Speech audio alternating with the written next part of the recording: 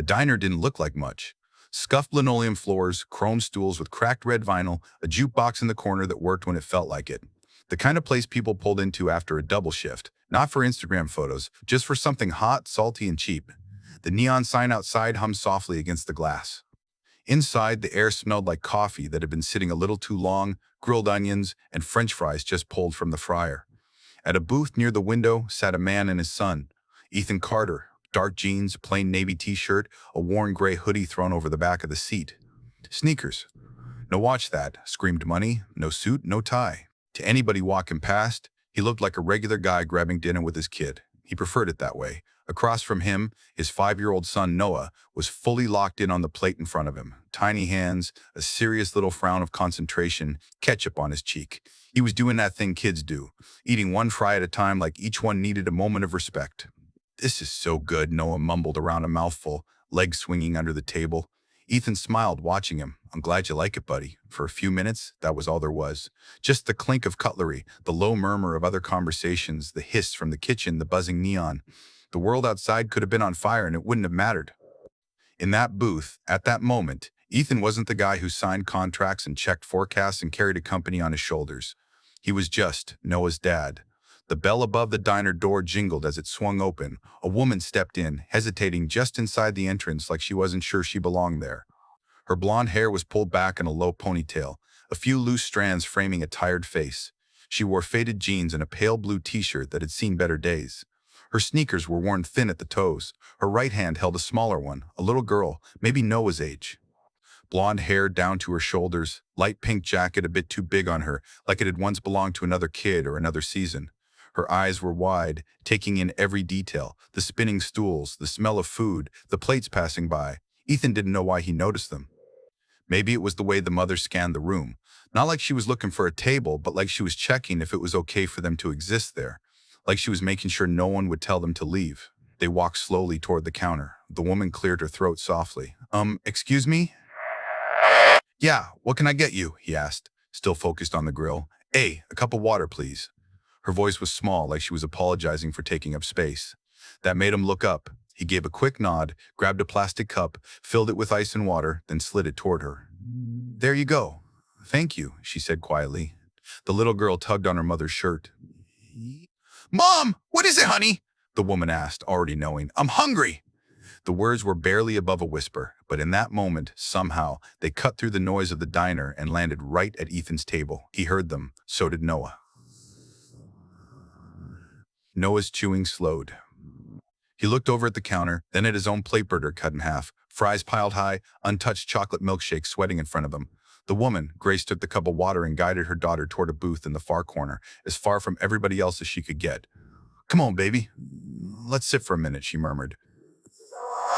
Mom on one side, daughter on the other. Grace pushed the water toward her. "Drink a little, okay? We'll eat at home later," she said. The girl, Mia, picked up the cup with both hands and took small sips. Her eyes, though, drifted toward the other tables. Plates passing, fries, burgers, onion rings. She watched them like people watch fireworks, fascinated, trying not to stare too hard. Then she snapped her gaze down and stared at the ice cubes floating in her cup. Like she knew she shouldn't look, Noah swallowed his bite and carefully put his fry down. "Dad?" he said. "Yeah, bud," Ethan answered, still looking at his son. Noah tilted his head toward the corner booth. "That girl over there, she's hungry." Ethan followed his gaze. He saw the worn jacket on the little girl, the way she held the cup like it was the only thing she'd get. He saw the mother's shoulders, tense and slightly hunched like she was holding the whole world on her back. He felt something twist in his chest. Noah looked back at him, eyes more serious than a 5-year-old should ever be. Can I share my food with them?" The question hit Ethan like a quiet shock. There were days he spent hours in boardrooms talking about fuel prices, operating margins, new routes, expansion plans, exit strategies, words that sounded big and impressive. But nothing in those rooms ever felt as important as that one small question sitting between him and his kid right now. "Can I share?" Ethan studied his son's face for a beat. There was no show in it, no angle, just concern. He put a hand on the table, leaning forward. "How about," Ethan said slowly, "we do something even better?" Noah frowned. "Better than sharing?" "Yeah." Ethan's mouth curved into a small smile. "How about we invite them to eat with us?" For a second, Noah just stared at him. Then his whole face lit up like someone had flipped a switch. "For real?" "For real." Noah didn't wait for any more instructions. He practically slid right out of the booth, his sneakers squeaking on the floor. Ethan barely had time to say, "Hey, be polite," before the boy was already halfway across the diner. Grace looked up when a small shadow stopped by her table. "Hi," Noah said. Mia blinked, then smiled shyly. "Hi." Grace straightened, confused. "Hello," she added, cautious. Noah pointed back toward his table, where Ethan was already standing. My dad said, you can eat with us, if you want. We have lots of fries," he said quickly, like he was afraid the words might vanish if he didn't get them out. Grace blinked. I don't think. Sorry, Ethan said as he walked up, hands in his pockets, offering an apologetic smile. He gets excited. Noah looked up at his dad, then back at Grace. "But you said it was okay." "It is," Ethan agreed, then turned fully to Grace. "If you're comfortable, we'd love for you to join us. No pressure at all." Grace's cheeks flushed. "You don't have to do that," she said, voice shaky. "We're fine." Mia looked from her mom to the milkshake on Ethan and Noah's table, then back to her mom. She didn't say a word, but her eyes did. Ethan lowered his voice, gentle, respectful. "I know I don't have to," he said. "I'd just like to." And the kids seemed pretty sold on the idea. They all looked over at Noah, who was now practically bouncing on his heels. "I have a toy car," Noah added, like it was part of the negotiation. "It's super fast. I can show you." Mia's lips parted. "That was it." Grace sighed lightly, looking down at the table for a moment. It wasn't pity in Ethan's eyes. She checked. She knew that look. She'd had people give it to her plenty of times. This was something else. An open door she could walk through or nod. She glanced at Mia. "You want to sit with them?" she asked softly. Mia nodded once, carefully, like if she nodded too hard, the moment might break. Grace took a breath. "Okay," she said quietly, "if you're sure." "We're sure," Ethan replied. Noah practically grabbed Mia's hand gently, but confidently. "Come on, we're right over there." Mia slid out of the booth, clutching the plastic cup with her free hand as she let herself be pulled along. Grace adjusted the strap of her old bag on her shoulder and stood. Her heart was pounding, and she didn't even really know why. She followed them across the diner. They settled into the booth, Ethan and Noah on one side, Grace and Mia on the other. It was a squeeze, but a warm one. "I'm Ethan," he said, offering a small smile. "This is Noah." "I'm Grace," she replied, "and this is Mia." "Hi," Mia said softly. "Hi," Noah grinned. "Want to sit by the window? You can see the cars." Mia scooted a little closer to the glass. Ethan caught the server's eye and gave a small wave. "Can I get another kid's burger plate?" he asked when the guy came over. "Extra fries. And another chocolate milkshake. Oh, and an orange juice." "Yeah, you got it," the server said, scribbling it down before heading off. Grace's eyes widened. "You really don't have to." "I know," Ethan said, not looking smug, not making a big deal of it. "Let me just pretend I'm over-ordering for myself. That way my pride and your pride stay intact. Deal?" She let out a short, surprised laugh. He'd said exactly what she needed to hear. "Deal," she murmured. Pause, soft, reflective. A few minutes later, the extra plate arrived. Small burger, fries golden and crisp, a little paper cup of ketchup on the side. The milkshake came thick, with whipped cream on top. Ethan carefully slid the plate toward Mia. "For me?" she asked, eyes huge. "For you," he nodded. She looked at her mom, waiting. Grace hesitated for half a second, and then nodded. "It's okay, baby." Mia picked up one fry, almost reverent, and took a bite. Her shoulders relaxed just a bit. "This is really good," she whispered. "I know, right?" Noah said, shoving two fries in his mouth like proof. The kids fell into an easy rhythm, sharing bites, talking about cartoons, arguing over which superhero was the strongest. Noah dug into his hoodie pocket and pulled out a small red metal car. "This is my favorite one," he said, placing it on the table. "It goes super fast."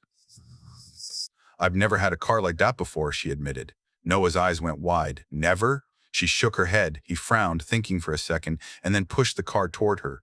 "You can play with it," he decided. "Right now." "Really?" she asked. "Yeah," he shrugged. "We can both use it. We'll take turns." Mia's smile broke through slowly, like the sun coming out from behind clouds. Grace watched them, her throat tight.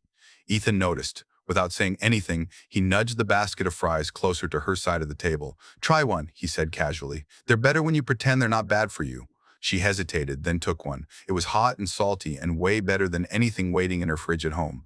"Thank you," she murmured. "You're welcome," he said. No big deal, no brushing it off, just you're welcome." They ate in a comfortable sort of silence for a moment. Ethan started, keeping his tone light, not prying. "You guys live around here?" "Few blocks over," Grace said, wiping Mia's face with a napkin. "A small apartment. It does the job." "Yeah," Ethan nodded. "We're not far either. Noah likes this place. Says the fries taste better than at home." "That's because you burn them sometimes," Noah chimed in. Ethan glanced at him. "Wow, throwing me under the bus like that, huh?" Noah giggled. Mia covered her mouth to hide her laugh. Grace smiled, a real one this time. "How about you?" she asked. "You from here?" Born and raised, Ethan replied. Never really left. Thought about it. Just didn't, she nodded, looking down at her plate. I moved here, she said, a couple years ago. Thought it might be easier to find steady work in a bigger city. Has it been? He asked gently. She took a breath. Some days, that was all she said. He didn't push. By the time the plates were empty and the milkshakes were just streaks on the glass, the kids were talking like they'd known each other for years. Can I show you how fast the car goes? Noah asked. Yeah, Mia said, eyes bright. He slid the car across the table with a little vroom sound. It sailed smoothly, stopping right before the edge. Mia clapped like she'd just seen a magic trick. Grace closed her eyes for a heartbeat, soaking it in the sound of her daughter's laughter. It had been a while since she'd heard it like that. As they got up to leave, Mia held the tiny red car in her hands, fingers wrapped around it like treasure. Okay, bud, Ethan told Noah. Say goodbye. We don't want to keep them out too late. Thank you for letting me play, she said. Noah pushed it back toward her. You can keep it, he said. Mia froze. What? No, it's yours. I have others, he answered easily. And you didn't have one, so now you do. That's how it works. Grace's eyes went glassy. Noah, you don't have to. I want to, he said simply. Mia looked up at her mom, pleading without words. Grace inhaled slowly, then let it out. All right, she said softly. Say thank you. Mia didn't just say it. She dropped the car into one hand, then threw her arms around Noah in a tight little kid hug. Thank you, she said into his shoulder. Noah turned bright red but grinned from ear to ear. You're welcome. Ethan and Grace exchanged a look. Something passed between them, a quiet understanding, a shared softness. They walked together to the door. Thank you, Grace said again as they stepped out into the cool night air. For all of this, really, Ethan smiled. Hey, don't thank me. It started with him, he said, nodding at Noah. Kid's got better instincts than most adults I know. He's a good boy, she said. So is Mia, he replied. You're doing a great job with her. Grace swallowed hard, caught off guard by the sincerity in his voice. Good night, Grace, he said. Good night, Ethan, she answered. She took Mia's hand. The little girl walked beside her, clutching the red toy car like it was made of gold. Ethan watched them go, Noah's small hand wrapped around his own. Dad? Noah said softly. Yeah? She was really hungry, Noah murmured, looking down the sidewalk. I know, buddy, Ethan replied, squeezing his hand gently. Can we help them again? Noah asked. Ethan looked up at the dark sky, then back at his son.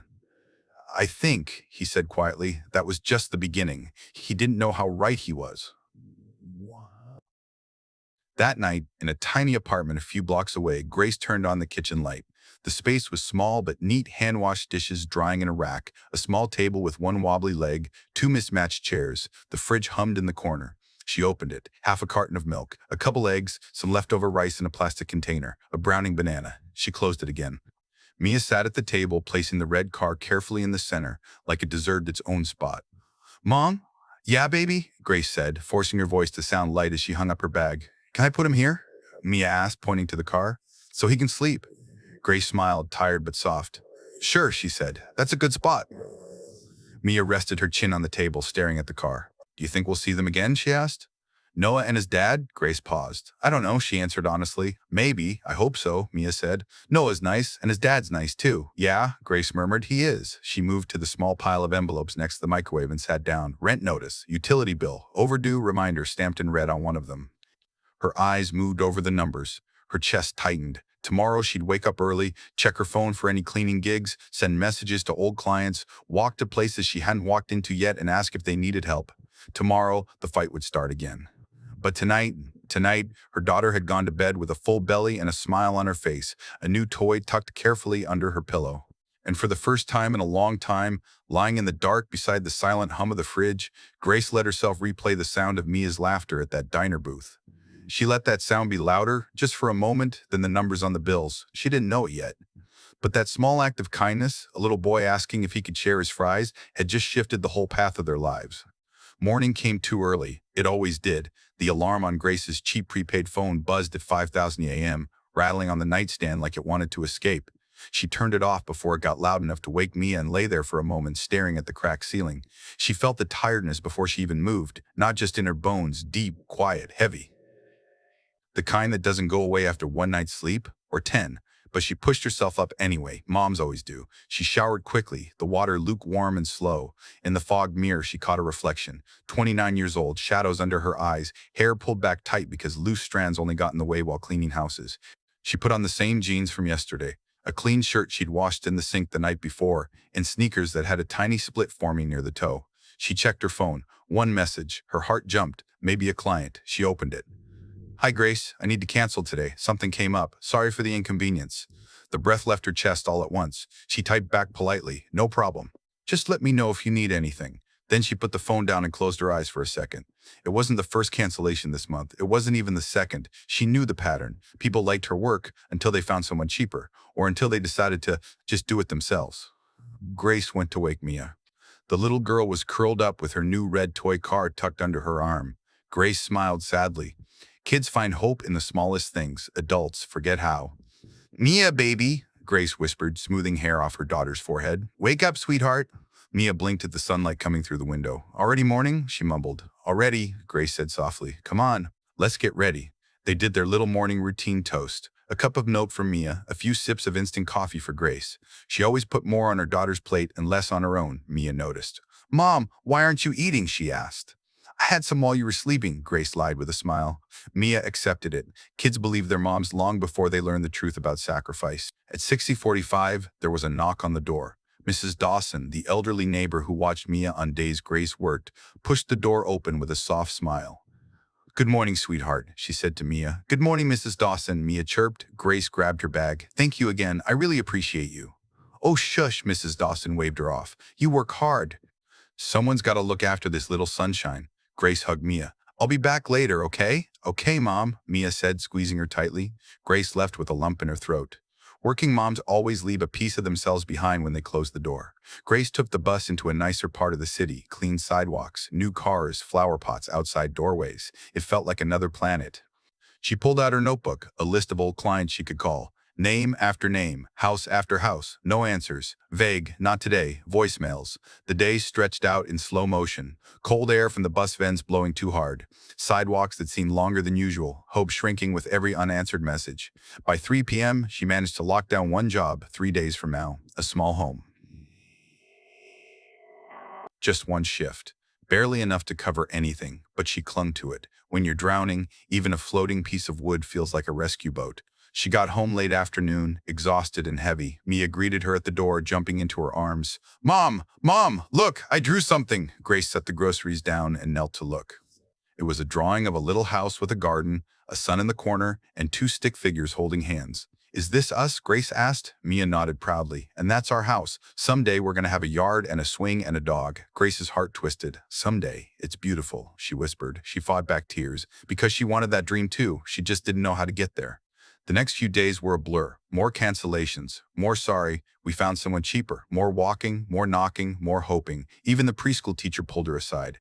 Mia's sneakers are falling apart, she said gently. I'm worried she'll trip and hurt herself. Grace nodded, cheeks burning. I know. I'm saving for a new pair. No rush. Just wanted to let you know. Grace thanked her but walked home feeling like every pair of eyes in the city had seen her failing. That night, after Mia went to sleep, Grace sat alone at the tiny kitchen table, bills spread out like a hurricane. Rent, electricity, water. No matter how many times she did the math, the answer was always the same. Not enough. She pressed her palms to her eyes. She wanted to scream. Cry, run, something.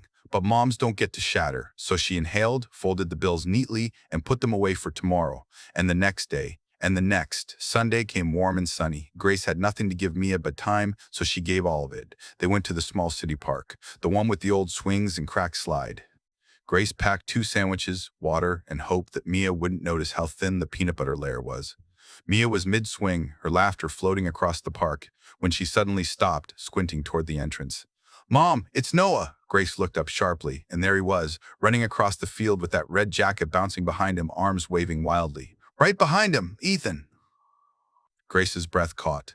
He was dressed casually again. Jeans, t-shirt, baseball cap, but there was something different when she saw him from a distance. Something steady, something warm. Mia ran full speed. Noah ran full speed. They collided in the grass, hugging, talking at the same time, sharing air like they hadn't seen each other in years.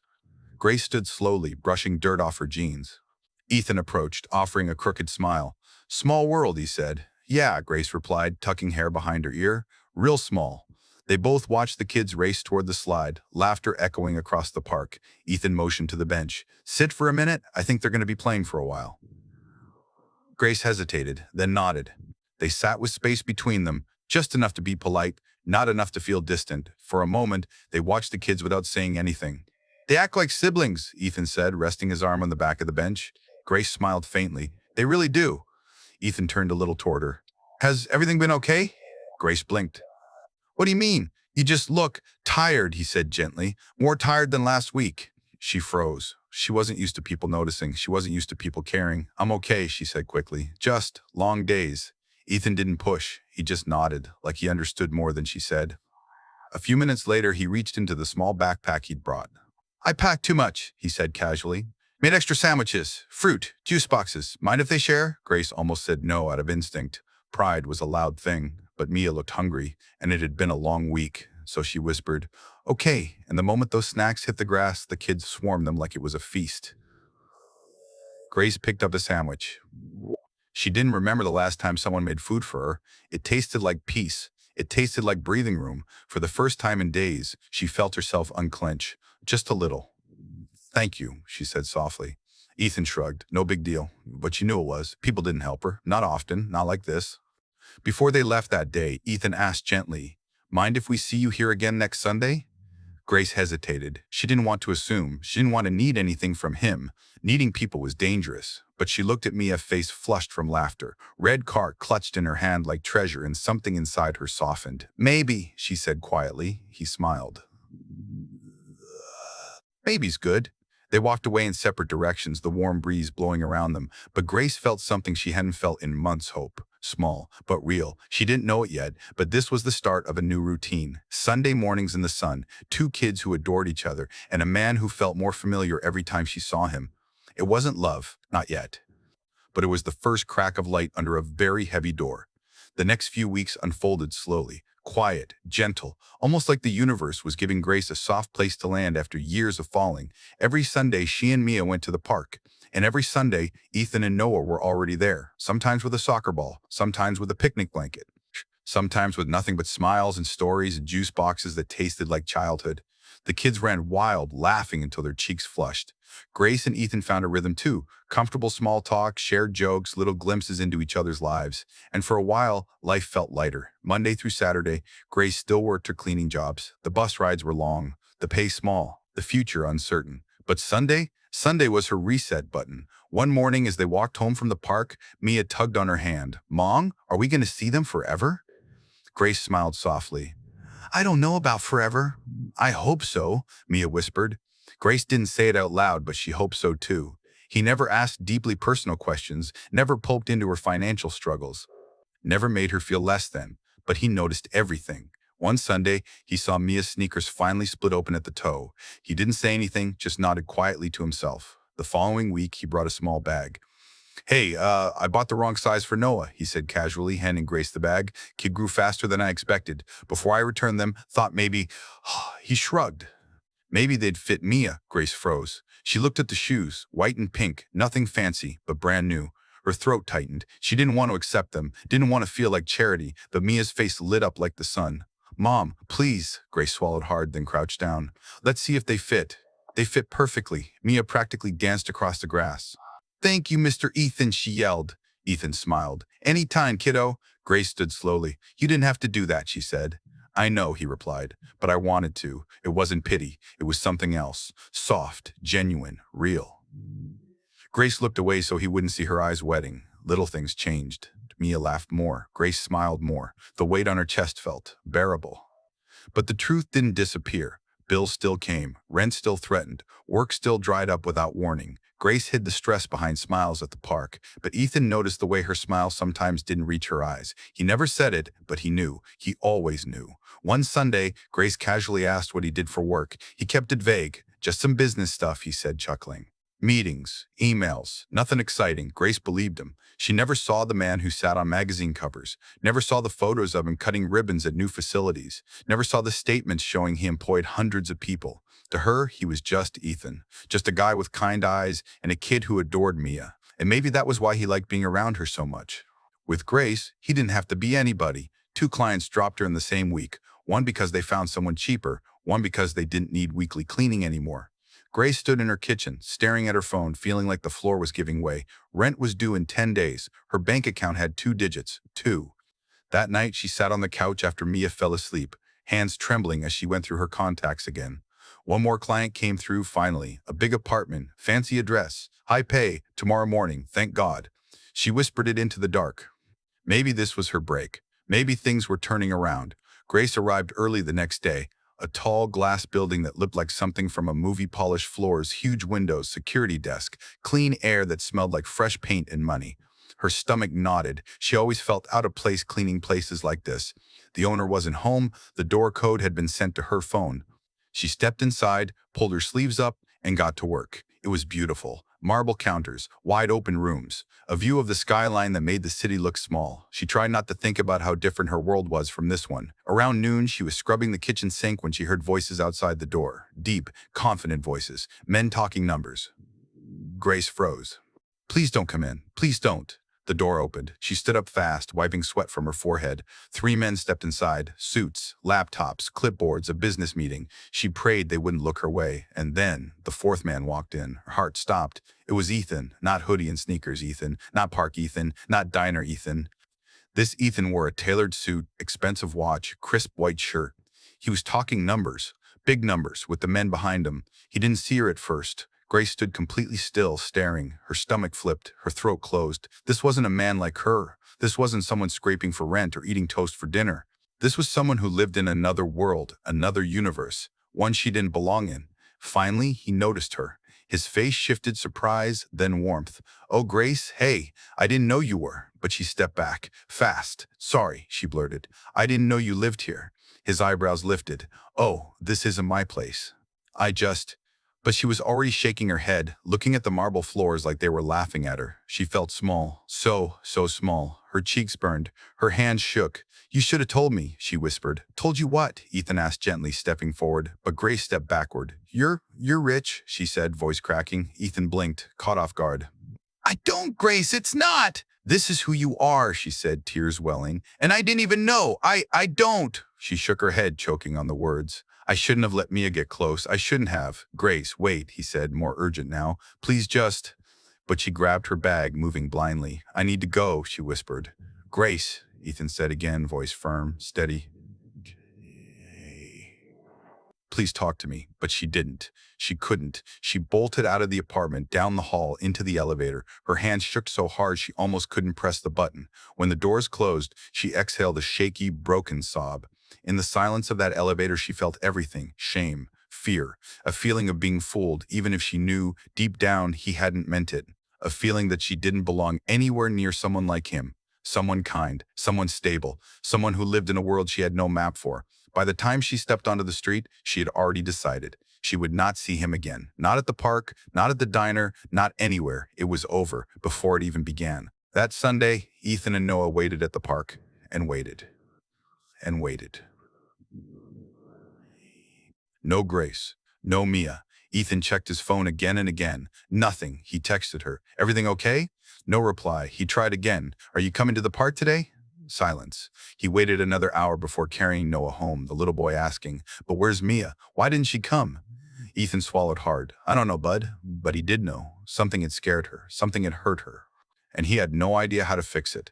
Grace sat at home, phone face down on the table, unread messages lighting up the screen. She didn't open them. Couldn't. Mia asked, "Mom, can we go see Noah today?" Grace's heart cracked open. She pulled her daughter close. "No, baby," she whispered. "Not today." Mia didn't understand. Maybe someday she would. Grace only hoped that by then it wouldn't be too late. 3 weeks passed. 3 heavy, slow weeks. Weeks of unread messages, missed calls. Sad Sundays at the park with one kid sitting quietly, waiting for the friend who never showed. Ethan tried to give Grace space, but the silence began to feel like losing her, and that was something his heart refused to accept. One Saturday night, Noah asked again, "Dad, did I do something wrong?" "I think Mia doesn't want to play with me anymore." The words shattered him. Ethan closed his eyes, took a breath, and made a choice. Enough waiting, enough wondering. Tomorrow he would go to her, not to judge her, not to corner her, but to tell her the truth she needed to hear.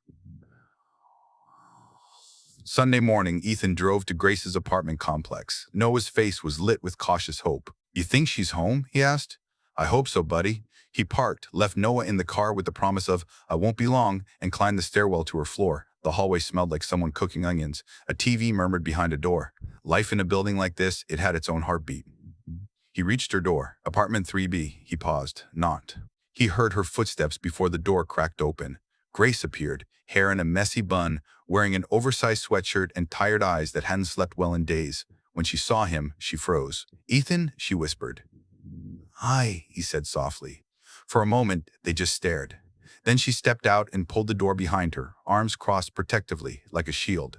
"What are you doing here?" she asked, trying to sound composed. "I needed to see you," he said, "because I don't know what's going on, and it's hurting me." Her jaw tightened. She shook her head. "It doesn't matter. We're from two different worlds." "Grace," he said gently, "please don't do that." She looked down. "I saw you in that apartment. You were someone else in that suit. Someone I can't compete with." "You're not supposed to compete with me," he said, stepping closer. "You're supposed to walk beside me." Her lips trembled. "I clean floors, Ethan. I take the bus. I count every dollar. And you—" He cut her off, voice firm and emotional. "I don't care about the money. I care about you." Grace's breath hitched. "But why me?" she asked softly. "You could be with someone who isn't, struggling. Because struggle doesn't make you less," he said. "It makes you real." Her eyes filled, tears spilling. "And when you saw me on that floor," she whispered, "I felt small." "You're not small," he replied. "You're the strongest person I know." She looked at him, tears running freely now. "I was scared," she admitted. "Scared you'd see me differently? Scared Mia would get attached to a world she could never be part of. Scared I'd lose everything." "You won't lose us," he promised softly. "Not unless you walk away." Her breath caught. He reached out slowly, giving her time to pull away. She didn't. His hand cupped her cheek. She closed her eyes, leaning into his touch, as though she'd been holding her breath for weeks. "I missed you," he whispered. Grace swallowed hard. "I missed you too." He smiled, small and emotional. "Then let's not do this apart," he said. "Let's try again." She nodded against his hand. "Yes," she whispered. "Yes," she whispered. "Yes, please."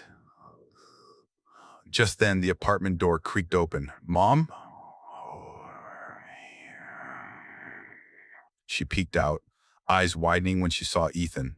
"Mr. Ethan!" she squealed. Before Grace could react, little feet ran across the hall. Ethan bent down and caught her in a hug. "Hey, kiddo, someone missed you a whole lot." "I missed you too," Mia said, squeezing his neck. Then her eyes searched behind him. "Is Noah here?" Ethan smiled. "He's downstairs waiting for you," Mia gasped, like she won the lottery. "Mom, please, can I go down? Can I see him?" Grace looked at Ethan. He looked at her, and she understood. This wasn't just about them. Two kids' hearts were tangled in all of it. Grace nodded. "Yes, baby, go." Mia shot down the stairs like she had wings. Ethan and Grace followed slowly. On the sidewalk, Noah stood frozen, processing what he was seeing. "Mia?" he whispered. "No way," she yelled, launching into him like a tiny missile. Noah stumbled back, laughing, wrapping his arms around her. "You're back," he shouted. "I never left," she laughed. Both parents smiled, exhausted but relieved. Kids, they forgive easier than adults. Maybe adults could learn from that. The four of them walked to the small playground nearby. The kids ran ahead, shoes slapping the pavement, laughs echoing. Grace and Ethan walked behind them, side by side, not touching, not rushing, just soft steps in sync. "Can we take things slow?" Grace asked. "Of course," he replied. "We'll go at your pace," she exhaled shakily. "And I don't want Mia thinking life suddenly changes overnight," he nodded. "It won't. This is real life, not a fairy tale." Grace smiled softly. "I think that's why I'm not running anymore." He glanced at her and slowly, gently took her hand. She didn't let go. It didn't happen fast. It didn't happen magically. It happened in moments. Ethan fixing a leak under Grace's sink. Grace bringing soup when Noah caught the flu. Movie nights on Fridays. Homework at Ethan's kitchen table. Sunday pancakes. Two kids arguing over which toppings were better. Late night conversations when the kids finally fell asleep. Little by little, their lives blended, not perfectly, not without bumps, but beautifully. On a warm spring afternoon, the four of them sat in the park picnic blanket, snacks, a small soccer ball. The light filtering through the trees looked like something out of a movie. Mia suddenly lay on the blanket, staring at the sky. "Mom?" she asked. "Yeah, sweetheart, are we a family now?" The world seemed to pause. Ethan looked at Grace. Grace looked at Ethan. No hesitation in either of their eyes. Ethan reached over, took Grace's hand, and nodded. "Yeah," he said softly. "We are." Mia sat up, beaming. "I knew it!" Noah yelled. "Does that mean Mia is my sister now?" Grace laughed through sudden tears. "I guess it does." The kids screamed with joy. Ethan wrapped an arm around Grace's shoulders, pulling her close. "Thank you," she whispered, voice trembling, "for staying, for believing in us." He kissed the side of her head. "Thank you for letting me." The kids ran ahead, holding hands, shoes kicking up grass and sunlight. Grace leaned on Ethan's chest. For the first time in years, she felt safe, stable, hopeful, ready for whatever tomorrow held with him, with the kids, with this new, imperfect, beautiful blend of lives. Sometimes love doesn't arrive all at once. Sometimes hope grows one small act of kindness at a time. And sometimes the family you find is even better than the one you dreamed of.